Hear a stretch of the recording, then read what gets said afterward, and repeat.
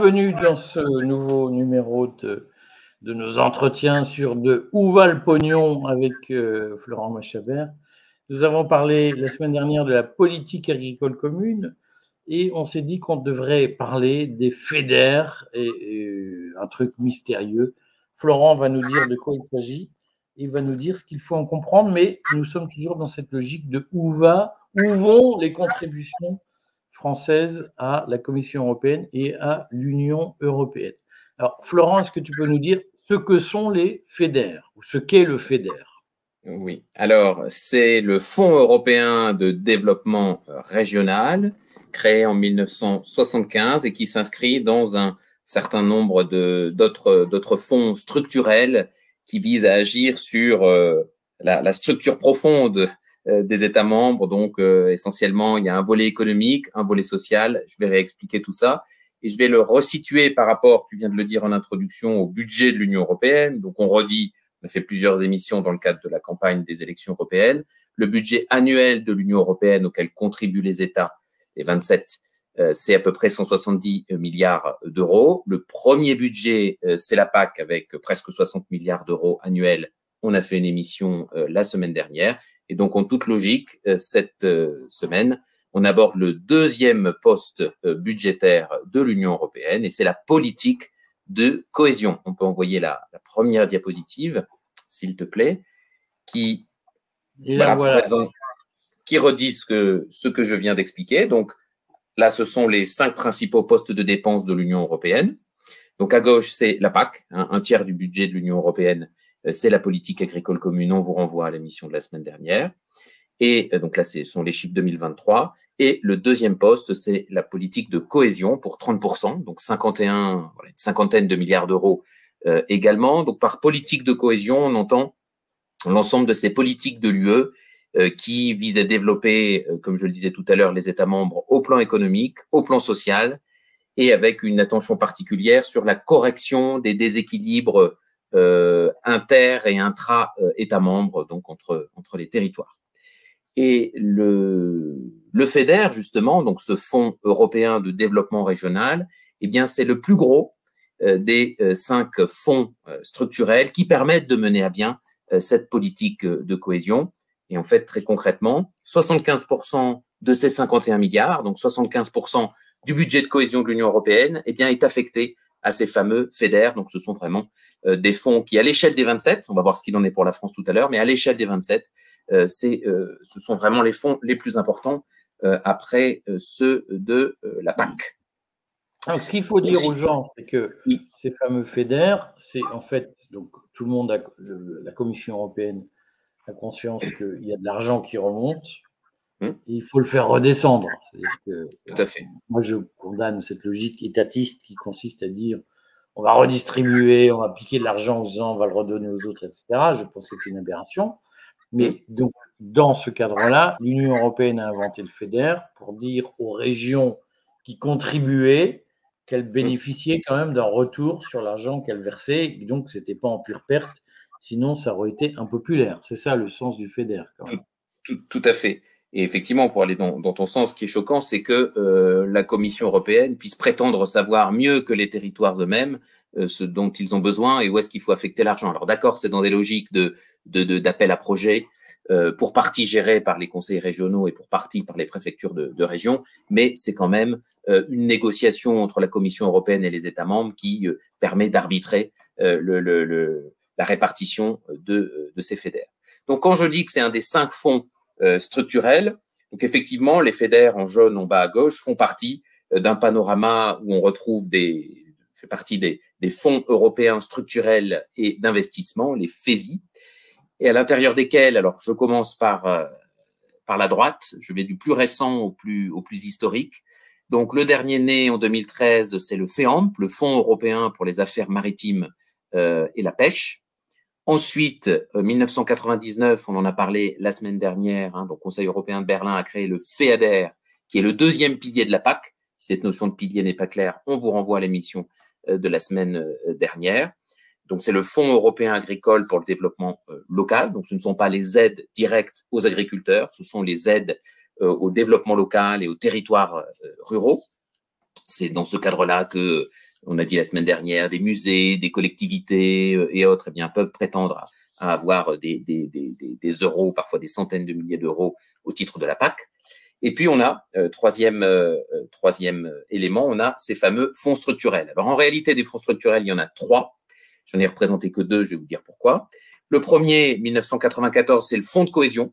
Donc, il ne concerne pas la France, c'est pour ça que je ne l'ai pas fait figurer. Ce fonds de cohésion, c'est vraiment de l'aide au développement économique des États membres les plus modestes. Donc, il y a un certain seuil de PIB par habitant à ne pas dépasser. Donc, ça concerne par exemple la Bulgarie, la Grèce, la Lettonie, la Slovaquie. Et peut-être qu'un jour, on pourra prétendre au train où l'on va à ce fonds de cohésion. Ensuite, on a le pays du tiers-monde. Comment ? Nous, ce sera pour les pays du tiers-monde. Oui, ce sera pour les pays du tiers-monde.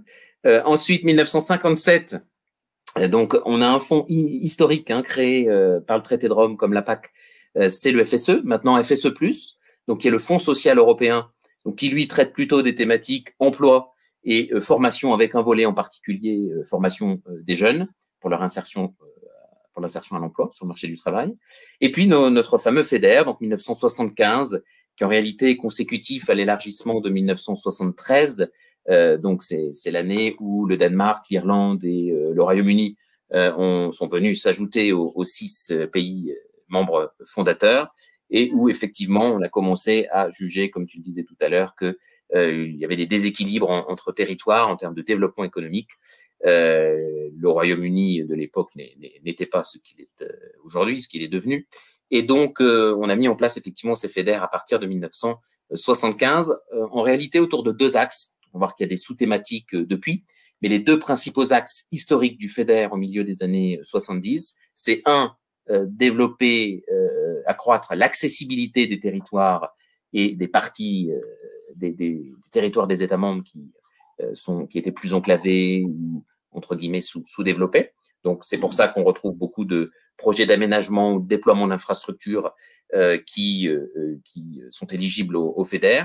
Puis, le deuxième pilier, c'est le développement durable. Je redirai un mot tout à l'heure, puisque ça a pris évidemment une proportion considérable dans les montants répartis entre chaque État et alloués en particulier à la France. Donc, concrètement, l'aménagement d'une autoroute, par exemple, à l'époque, l'autoroute Berlin-Varsovie, ou plus récemment des autoroutes en Espagne et au Portugal, eh bien, ont été en grande partie financés par des FEDER. L'aménagement d'un espace naturel, d'un parc naturel, ça relève aussi d'un FEDER, du FEDER. La numérisation de la collection de pièces d'un musée aussi. Vous voyez qu'on peut aller dans des choses plus petites qui relèvent du patrimoine, de la culture, du tourisme. Et puis aussi un programme d'aide aux PME, en particulier d'aide à la R&D dont on a parlé. Il y a 2 émissions consacrées à l'Union européenne. Donc voilà le panorama des 5 fonds européens structurels et d'investissement, et donc les FEDER qui en représentent en réalité les 3/4, si on enlève quand même la PAC pilier 2, donc les FEDER. Dans la diapo d'après, eh bien, quid de la France dans tout ça? Parce que là, on était au niveau des 27. Donc, dans ce graphique, nous avons donc en bleu le budget pluriannuel de la politique de cohésion à gauche, des FEDER pour les 27, et puis de la part qui revient à la France. Et puis en orange, eh bien, on divise par 6. On a la moyenne annuelle, puisque là, nous sommes sur le budget actuel, donc le budget 2021-2027. Par rapport à ce que j'ai dit. Le sens de ce tableau mystérieux. Tout à fait. Tout à fait. Ça correspond à quoi Donc, la politique. Des FEDER. Exactement. Donc, à gauche, on a la politique de la cohésion telle que je l'ai définie, donc la deuxième priorité budgétaire de l'Union européenne après la PAC. Donc, on voit que ça représente sur 6 ans, donc sur la période 2021-2027 en bleu, ça représente cette politique de cohésion plus de 300 milliards d'euros par an, ce qui fait plus de 300 milliards d'euros pour les 6 ans, ce qui représente environ 50 milliards d'euros par an. Sur cette politique de cohésion, nous venons de dire que les FEDER, eh bien, on représente les 3/4, donc on voit effectivement que les FEDER à distribuer pour les 27 États membres représentent presque 230 milliards d'euros. C'est la deuxième barre bleue qui est au centre. Donc, ce sont les FEDER dont je viens de parler, disponibles à répartir, si je puis dire, pour les 27. Ça représente un petit peu moins de 40 milliards d'euros par an à répartir. Et dans tout ça, que touche la France? Eh bien, sur 6 ans, il est prévu qu'elle touche, je dis il est prévu, puisqu'encore une fois, on est sur le budget 2021-2027, il est prévu qu'elle touche en FEDER à elle toute seule presque 10 milliards d'euros, 9,1 milliards d'euros, ce qui représente 1,5 milliard d'euros par an. Donc, on voit que la France bénéficie d'à peu près 4% des FEDER d'une mandature. Là, on est sur le budget 2021-2027. Alors, donc, la France est quand même très perdante dans ces FEDER. La France, effectivement, c'est un petit bénéficiaire des FEDER, contrairement à la PAC. En réalité, et là, on a un premier élément à retenir de tout ce que je raconte, c'est que de la PAC, elle est extrêmement bénéficiaire, elle est le premier bénéficiaire, on le redit, de la politique agricole commune. Par contre, les FEDER, effectivement, c'est une bénéficiaire résiduelle. Alors, elle n'est pas contributrice nette, elle bénéficie quand même, mais à hauteur d'1,5 milliard à peu près par an. Alors, si on compare dans la diapo d'après ces FEDER justement par rapport aux autres aides, aux autres fonds dont la France bénéficie, on retrouve le même code couleur. En bleu, c'est du pluriannuel, sauf que cette fois, c'est de l'effectif, c'est sur la mandature passée 2014-2020. Et puis, en orange, c'est la moyenne annuelle.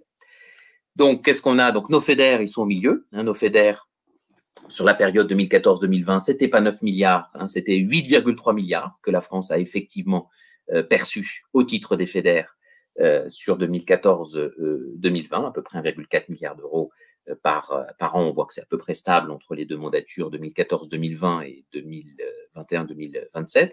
Par contre, ce qui est intéressant, c'est qu'on peut situer ces FEDER par rapport à droite au FSE et au FEAMP, et par rapport à gauche à la PAC.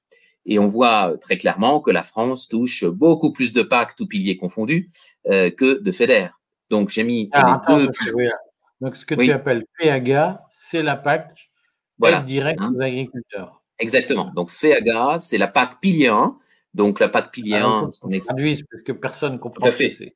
Donc, la PAC pilier 1, ce sont les aides directes aux revenus versés aux agriculteurs et qui représentent l'essentiel de ce dont bénéficie la France au titre de la PAC, même si c'est complété, c'est à peu près 3 quarts, 1 quart, 3 quarts des aides directes aux agriculteurs et 1 quart le FEADER. Donc, on voit bien, on retrouve 30,2 milliards sur une mandature au titre du pilier 1 de la PAC touché par la France, plus 11,4 milliards au titre du FEADER, qui est l'autre pilier de la PAC, ça nous fait nos 41, 42 milliards d'euros de PAC touchés sur une mandature, et on retrouve nos 7 milliards à peu près d'euros par an de PAC. Mais on voit que le FEDER, c'est beaucoup moins. C'est 1,4 milliard d'euros par an.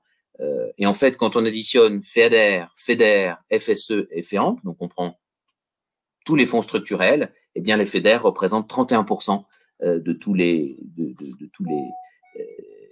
montants de fonds structurels perçus par la France. Ce qui arrive en tête, c'est encore la PAC finalement, mais sous l'angle des fonds structurels, sous l'angle du pilier 2. Voilà.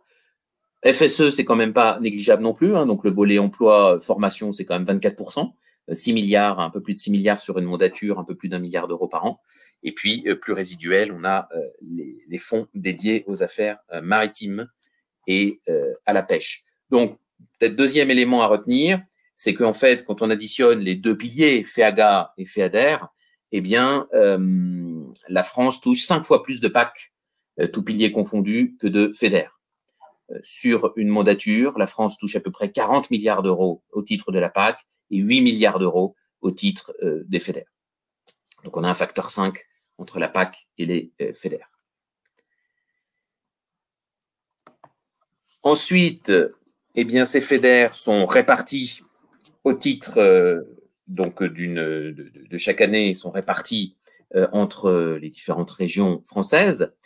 Et évidemment, c'est inégalement réparti puisque par définition, on vient corriger des déséquilibres territoriaux.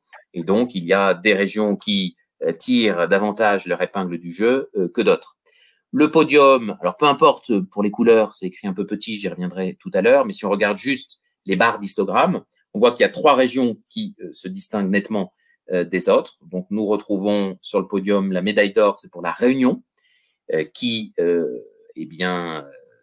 perçoit plus d'1 milliard d'euros au titre des FEDER sur toute la période 2021-2027, qui va percevoir et qui a commencé à percevoir plus d'1 milliard d'euros au titre des FEDER, donc sur différents projets de développement local. La médaille d'argent revient aux Hauts-de-France, avec presque 1 milliard aussi, entre un peu plus de donc presque 900 millions d'euros. Encore une fois, hein, pour toute la période 2021-2027. Et puis, la médaille de bronze revient un peu plus surprenant à Auvergne-Rhône-Alpes. Pourquoi un peu plus surprenant? Parce que ça fait partie quand même, hein, c'est la deuxième région de France la plus développée. Elle arrive quand même à avoir, sûrement grâce à Monsieur Wauquiez, 650 millions d'euros de FEDER. Et évidemment, hein, loin derrière, on a les régions les plus développées. L'Île-de-France, par exemple, c'est normal, est très en retrait. Elle est à peu près au milieu, elle est à moins de 200 millions d'euros sur toute la mandature de FEDER. PACA aussi fait partie des régions qui touchent le moins parce que ce sont des régions plus développées. Voilà pour les inégalités entre régions. Et donc, j'ai dit tout à l'heure qu'historiquement, au milieu des années 70, on a décidé d'affecter au développement durable d'un côté et à l'accessibilité des territoires ces fonds. En réalité, il y a des tiroirs au sein de ces deux axes. Il y en a 6, au nom assez explicite pour une fois. On a un fléchage transition énergétique, un fléchage R&D innovation, un fléchage aide aux PME, un fléchage numérique, un fléchage environnement et un fléchage risque climatique. Et quand on additionne tout ça, on retrouve nos 8 ou 9 milliards d'euros pour toute une mandature. Là, c'est 2014-2020. C'est l'ensemble des FEDER perçus par la France sur la précédente mandature en fonction des différents tiroirs. Moi, ce qui m'a frappé, c'est qu'en fait, qu'on prenne transition énergétique, environnement ou risque climatique, bien, on retrouve 3 de ces tiroirs qui, effectivement, tournent autour du développement durable, tournent autour de la protection de l'environnement, du réchauffement climatique, etc., de l'écologie au sens large et de l'énergie. 44% pour être précis, hein, des FEDER perçus par la France l'ont été au titre du durable, au titre donc de cet axe-là. Donc, quand on dit que la France touche effectivement 9 milliards d'euros, la moitié c'est du développement durable et puis l'autre moitié ça va concerner les autres thématiques. Autant la PAC, c'est quelque chose d'assez nébuleux pour les Français qui n'appartiennent ni au secteur de l'industrie agroalimentaire ou qui ne sont pas exploitants agricoles, autant les FEDER, malgré le caractère plus modeste des sommes par rapport à la PAC, c'est quand même plus concret. Et j'ai voulu prendre 2 exemples, c'est la diapo d'après. Je crois qu'il y a 2 axes qui sont plus concrets au quotidien pour les Français. Le premier, c'est le numérique et le deuxième, c'est l'environnement. Alors, sur cette diapo, on a le numérique. En fait, on a un certain nombre de projets autour du développement d'infrastructures numériques ou autour du numérique en lien avec le patrimoine, en lien avec le tourisme, en lien avec la culture. La semaine dernière, tu as eu l'idée de dédier cette émission au FEDER parce qu'effectivement, tu faisais référence au fait que lorsqu'on déambule dans des villes ou qu'on fait du tourisme dans n'importe quel pays de l'Union européenne en réalité, eh bien on voit effectivement des plaques apposées indiquant les financements des villes, des artères, des équipements que l'on visite, et on a effectivement souvent des FEDER qui sont évoqués. Donc on a l'axe numérique qui permet de financer, on voit toute la liste, très largement, des projets dans le domaine éducatif, des infrastructures, de la médiation culturelle, du patrimoine, etc., des mobilités aussi. Et puis, dernière diapo, on a l'axe de l'environnement aussi qui parle beaucoup aux Français à travers les FEDER, puisque les FEDER permettent de financer, d'aménager des voies vertes, donc des pistes cyclables sur leur territoire, les mobilités douces, comme on dit, des parcs ou des sites Natura 2000. Le désensablement du Mont-Saint-Michel, par exemple, pour être concret, a été financé en grande partie grâce au FEDER.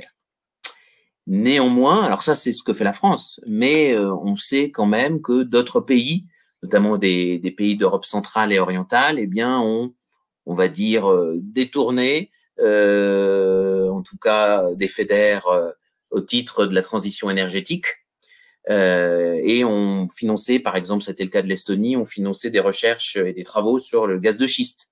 ou d'autres pays comme la Croatie ou la Roumanie ont agrandi leurs aéroports.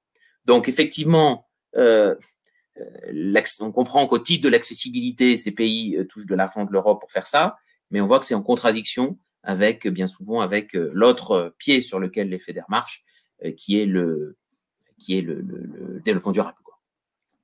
Bon, mais écoute, voilà un petit éclairage. beaucoup de précision. Maintenant, on sait mieux en quoi consistent les FEDER et en quoi consiste cet argent mystérieux de la Commission européenne. Ben, à bientôt, Florent. À bientôt, merci.